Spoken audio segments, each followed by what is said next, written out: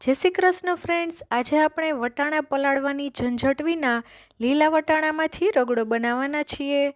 તો એક વખત આ રીતે રગડો બનાવશો તો તમે લારી પર મળે છે એ રગડો પણ ભૂલી જશો। એટલો સરસ ટેસ્ટી રગડો ઘરે બને છો તો એક વખત આ રીતે ચોક્કસથી ટ્રાય કરજો। રગડો બનાવવા માટે આપણે કુકરમાં 2 મોટા ચમચા તેલ લેશું। તેલ ગરમ થાય એટલે આપણે એમાં ઝીણી સમારેલી ડુંગળી ઉમેરી દેશું। અહીંયા મેં 2 ઝીણી સમારેલી ડુંગળી લીધી છે। ત્યાર પછી આદુ લસણની પેસ્ટ ઉમેરી દેશું અડધી ચમચી અને સારી રીતે મિક્સ કરી લેશું અને એકાદ મિનિટ માટે સાંતળી લેશું। એકાદ મિનિટ થઈ જાય એટલે આપણે એમાં એક ઝીણું સમારેલું ટમેટું ઉમેરી દેશું। ફરીથી સારી રીતે મિક્સ કરી લઈએ। રગડામાં ડુંગળીનો વઘાર કરવાથી રગડો ખૂબ જ ટેસ્ટી બને છે, તો ડુંગળી વઘારમાં ચોક્કસથી ઉમેરવી અને આદુ લસણની પેસ્ટ પણ ચોક્કસથી ઉમેરવી। ત્યાર પછી આપણે એમાં 2 વાટકા લીલા વટાણા ઉમેરી દેશું અને 2 બટેટાને સમારીને લીધા છે એને પણ ઉમેરી દઈએ। ચપટી હળદર, 1 ચમચી ધાણા જીરું પાવડર, 1 ચમચી લાલ મરચું પાવડર અને સ્વાદ અનુસાર મીઠું ઉમેરી અને સારી રીતે મિક્સ કરી લેશું। રગડામાં બટેટા ચોક્કસથી ઉમેરવાના। બટેટા ઉમેરવાથી રગડો સરસ ઘાટો બને છે અને રગડાનો ટેસ્ટ પણ ખૂબ જ સરસ આવશે। હવે આપણે વટાણા અને બટેટાને 2 મિનિટ માટે ચડવા દેશું ગેસ ઉપર। ગેસની ફ્લેમ આપણે મીડિયમ રાખશું। ત્યાર પછી આપણે એમાં 1 ગ્લાસ પાણી ઉમેરી દઈએ અને ફરીથી બરાબર મિક્સ કરી લેશું। આ રગડો એટલો ટેસ્ટી બને છે કે તમે બહારથી રગડો ખાવાનું ભૂલી જશો। હવે આપણે કુકરનું ઢાંકણ બંધ કરી અને 4 થી 5 વિસલ થવા દેશું। 4 થી 5 વિસલ થઈ જાય એટલે આપણે ઢાંકણ ખોલીને જોઈ લઈએ તો વટાણા અને બટેટા સરસ ચડી ગયા છે। હવે આપણે મેશ કરી લેશું। વટાણા અને બટેટાને આ રીતના અધકચરા જ આપણે મેશ કરવાના છે, એકદમ સાવ મેશ કરવાના નથી।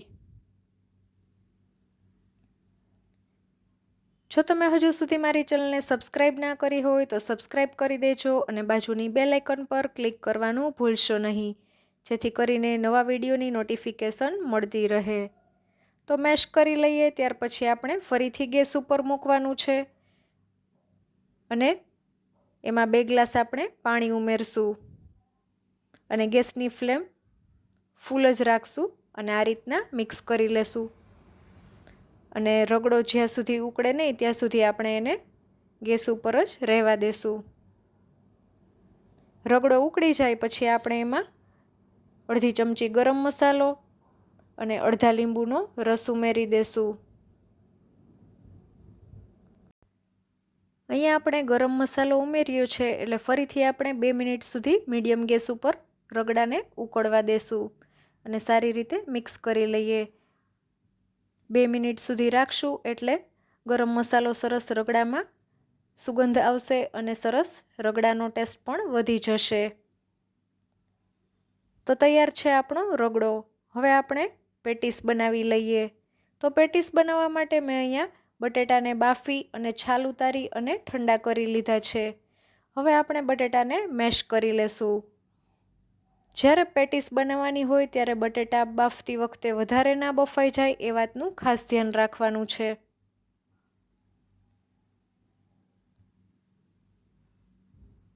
આ રીતે આપણે બધા બટેટાને મેશ કરી લઈએ। તો બટેટા આપણા મેશ થઈ ગયા છે।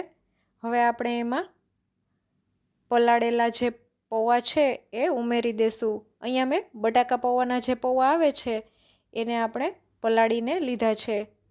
અડધી ચમચી ધાણા જીરું, 1 ચમચી લાલ મરચું પાવડર અને સ્વાદ અનુસાર મીઠું, અડધી ચમચી ચાટ મસાલો અને ચપટી ગરમ મસાલો ઉમેરી અને છેલ્લે સમારેલી કોથમીર ઉમેરી દેશું અને બધું સારી રીતે મિક્સ કરી લઈએ।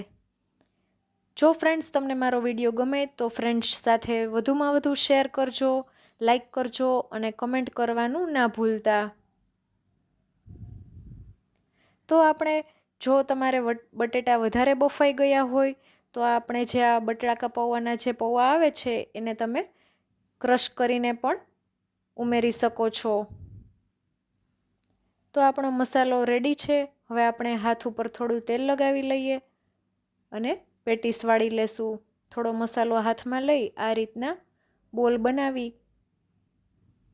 અને ચપટો આકાર આપણે આ રીતના શેપ આવે એ રીતના આપણે આપી દેશું.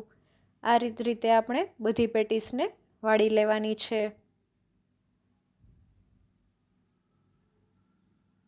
બટાટા વધારે ના બફાય એ વાતનું તમારે ધ્યાન રાખવાનું છે. તમે અહીંયા પેટીસમાં તમે મસાલામાં કોર્નફ્લોર પણ ઉમેરી શકો છો. તો બટાકાનું જે પાણી વધારાનું હશે એ શોષી લેશે. તો આ એક હતી તમારે ટીપ. હવે આપણે પેટીસને શેકી લઈએ.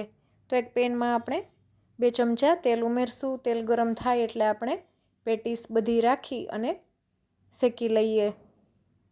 તમે પેટીસને ડીપ ફ્રાય પણ કરી શકો છો, પણ હું અહીંયા સેલો ફ્રાય કરું છું. એક સાઈડ પેટીસ ગોલ્ડન બ્રાઉન કલરની થાય એટલે આપણે આ રીતના ટર્ન કરી લેશું ને બંને બાજુ ગોલ્ડન બ્રાઉન કલરની થાય ત્યાં સુધી આપણે પેટીસને શેકવાની છે. પેટીસને તમારે ફાસ્ટ ગેસ ઉપર જ શેકવાની છે. જો ગેસની ફ્લેમ તમે મીડિયમ રાખશો તો પેટીસ ખુલી જશે. આ વાતનું ખાસ ધ્યાન રાખવાનું છે. તો આપણી પેટીસ તમે જોઈ શકો છો સરસ ગોલ્ડન બ્રાઉન કલરની થઈ ગઈ છે. હવે આપણે એક પ્લેટમાં લઈ લઈએ. હવે આપણે રગડાને સર્વ કરી લઈએ. તો એક પ્લેટમાં આપણે ટીકી મૂકશું. એના ઉપર આપણે રગડો ઉમેરી દેશું. ત્યાર પછી ઝીણી સમારેલી ડુંગળી, ઝીણા સમારેલા ટામેટાં, ગ્રીન ચટણી. ચટણી તમે તમારા ટેસ્ટ પ્રમાણે વધારે ઓછી કરી શકો છો. ત્યાર પછી ખજૂર આમલીની મીઠી ચટણી. જો તમારે ચટણીની રેસીપી જોઈતી હોય તો મને કમેન્ટ કરજો. હું એ રેસીપી પણ તમારી સાથે શેર કરીશ.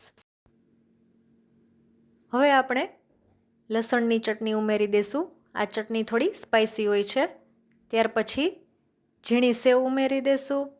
જો દાડમના દાણા હોય તો એ પણ ઉમેરી શકો છો. ત્યાર પછી ઝીણી સમારેલી કોથમીર. તો તૈયાર છે આપણો ગરમા ગરમ રગડા પેટીસ. ફરી મળીશું નવા વિડીયો સાથે. ત્યાં સુધી આવજો. Thanks for watching.